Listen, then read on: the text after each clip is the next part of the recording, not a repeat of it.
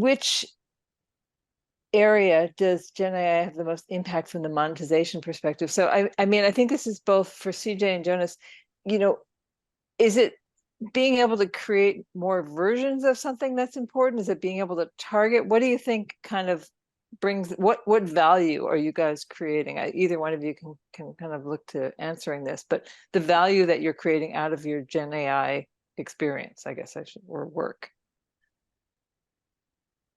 I think Jonas just described several right off the bat. I think that's I don't want to say low-hanging fruit, but that creatives, there's so much time, as Jonas just described, there's so much time spent, and time is money.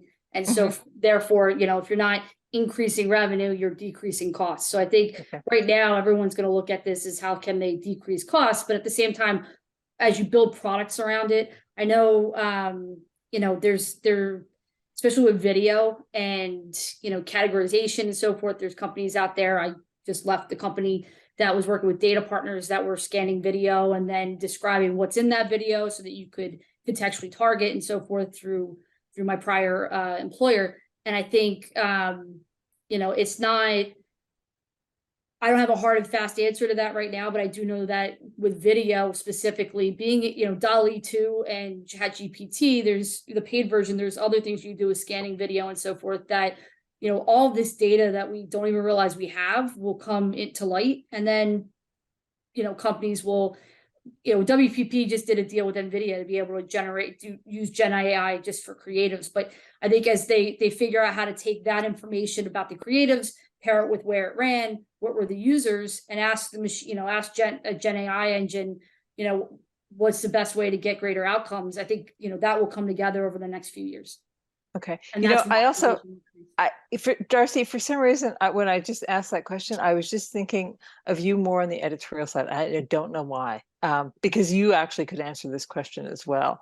Do you want to kind of chime in on kind of whether you're seeing it from an efficiency or from a personalization point of view in terms of what is the biggest benefit for you? Yeah, well, as soon as somebody said product placement, I jump right to that, because product placement can be, in an editorial. So if somebody wants to come over top of 10,000 stories a week, we can change those stories to actually incorporate that brand. Okay. With a couple text replace prompts. So that's easy. I mean, the tech stuff, that's sort of water under the bridge, in my opinion. And ChatGPT just made it easy for everybody to access it with natural language processing now. On the creatives, on the video or image side, it's been bare because unfortunately the language models are generally general.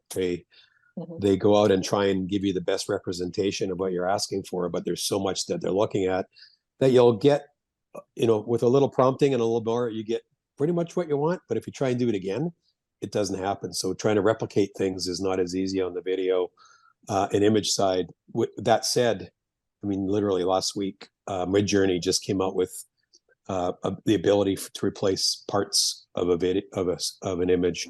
So in terms of if I want to replace something on a table and it's a Coke bottle and now I want a beer bottle or something in the background, I can put a rope around it and tell it what to do, and boom, it's replaced in seconds.